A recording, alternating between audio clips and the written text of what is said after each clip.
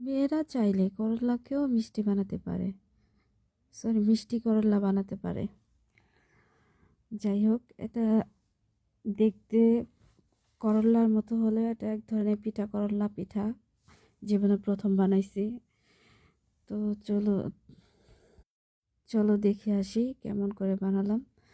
আমি একটা প্যানে গরম পানি দিয়ে দিয়েছি ডো তৈরি করার জন্য। ডোটা আমি ময়দার সাহায্যে করেছি, ময়দা দিয়ে বানাবো পিঠাটা। অনেকে চালের গুঁড়ো দিয়ে বানায়, চালের গুঁড়ো দিয়ে বানাতে পারো, আমি ময়দা দিয়ে করেছি।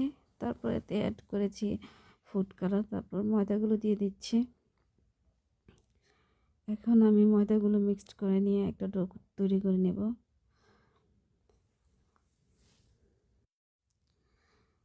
এটা আমার মিক্সড হয়ে যাচ্ছে। আমি এই পর্যায়ে চুলা অফ করে দিয়েছি।